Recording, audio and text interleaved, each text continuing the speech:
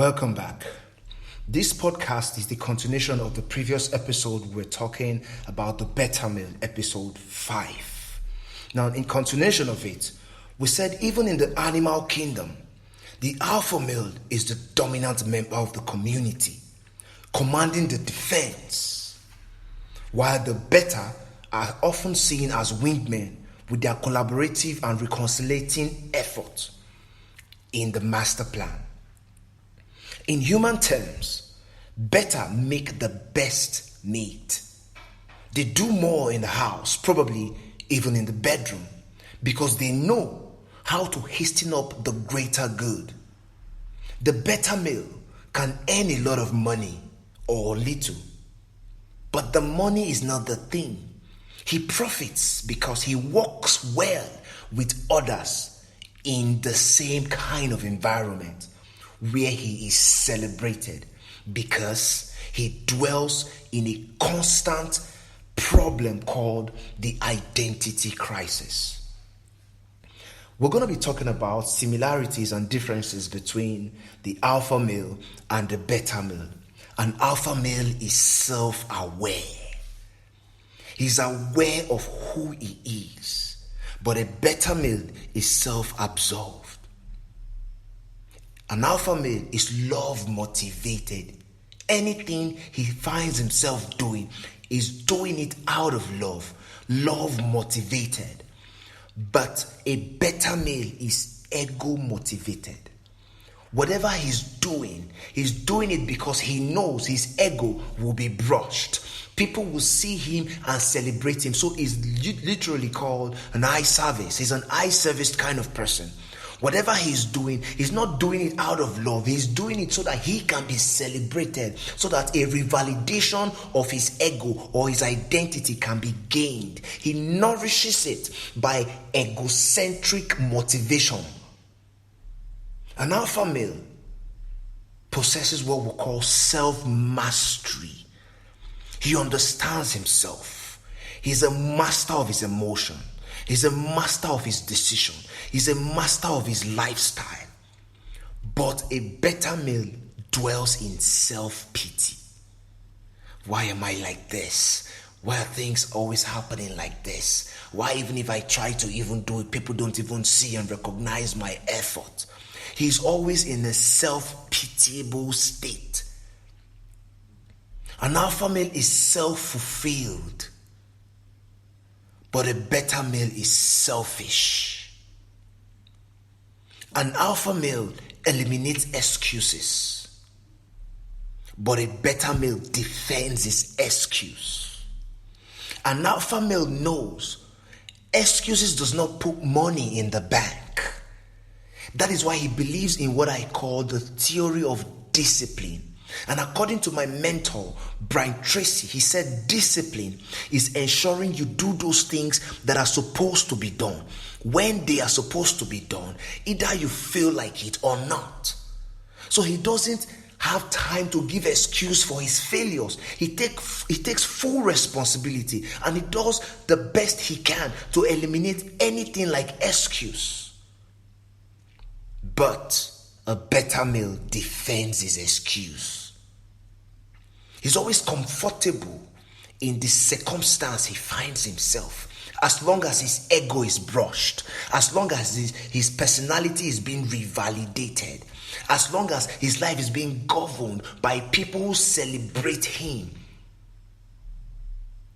An alpha male is a consistent winner. He may not be winning at every point or anything he engages himself. But the truth is, winning for an alpha male is a consistent thing. He's self-motivated to win. But to a beta male, he's a compulsive winner. He must be compelled to win. He's compelled because he's trying to prove a point. He's trying to make people understand that he too can belong. He too can do this. So he's a compulsive winner. An alpha male is calm, and he possesses assertive energy, calm, assertive energy. He's calm. His energy can be ascertained. He knows where he drags his motivation from, or where he derives his motivation from. But to a beta male, he's always aggressive and he possesses a passive energy. He possesses passive energy. I take that again. An alpha male is calm and assertive energy, but a beta male is aggressive and he has passive energy. An alpha male expands under stress. Why does he expand under stress? He expands under stress because he knows the more stressful the situation, the more creative he becomes. He looks for various solutions to a particular challenge.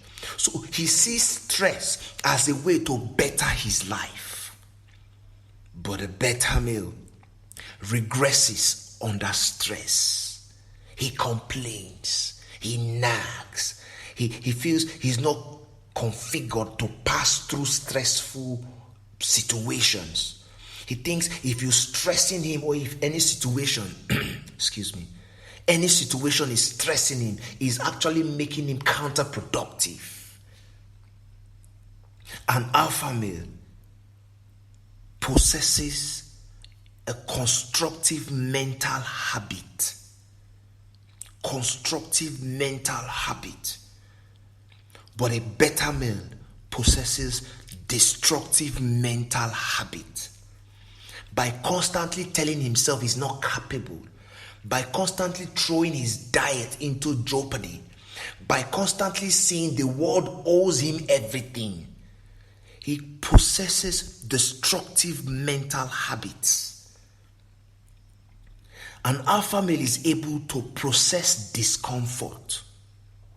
He processes discomfort, but a beta male is unable to tolerate discomfort. When it comes to love, women, and sex, to an alpha male, he cooperates with women. He sees his relationship with a woman as mutual cooperation. But a beta male competes with women. He's in a competition with any woman. An alpha male views women as a partner, but a beta male views women as possession. So in other words, because he has the 6 figure in his account or a thriving career, he sees a woman like another pricey possession. He's actually possessing them to affirm his personality, to validate himself. He sees them as a group, as a piece of furniture that you can buy and possess. That's how he views his women. But an alpha sees a woman as a partner, coming together to form a whole. An alpha sees a woman that everything he does directly intertwined with the partner he has as a wife or spouse or in his relationship. But a beta male views any woman as a possession that it can be possessed. An alpha male is intrigued by women, but a beta male is intimidated by a woman. An alpha male married to a woman who is actually a career-oriented woman see no need for her to advance in her career, because he feels if she advances in her career, she will be competing with him in terms of financial resources. So he allows the woman just to be there as the wife. So he's always intimidated for his wife to be excelling in her career. I take the point again. An alpha male is intrigued by women, but a beta male is intimidated by women. An alpha male marries to share value. Remember, he's value oriented. He has his value. So when he marries, he's marrying because he wants to share values. But a beta male marries to meet a need. Emptiness. There is this void in his life. He's believing getting married is going to fill that void. So he marries to meet a need. An alpha male sees sex as communication, but a beta male views sex like validation. He wants to validate that he's the man. He's the owner of the woman. He's the owner of the apartment. He's the owner of the resources. He's the owner of the investment. So he's constantly in a look to verify or to validate his personality. But an alpha male sees sex as communication. But a beta male, even when the woman is not even in the mood, he's actually forcing the woman because he wants to validate his personality. An alpha male is willing to listen and learn, but a beta male is unwilling to listen and learn. About life generally, an alpha male live a life that is filled with love. His life is love-based. But a beta male, to him, life is fear-driven. To an alpha, his life is love-based. To a beta, his life is fear-driven. An alpha male views situation believing together we can win. Together, if we come together, we can win. That's the view of an alpha male. But to a beta, every man for himself. An alpha male sees himself as a student of life. But a beta male sees himself as a victim of life. As a student of life by an alpha male, he learns. He's fascinated by everything and the world and everyone around him. But a beta male sees himself as a victim of life. An alpha male seeks meaningful experience or experiences. Even when he's on an adventurous journey, he's looking for meaningful experience because he believes to meet is to impact.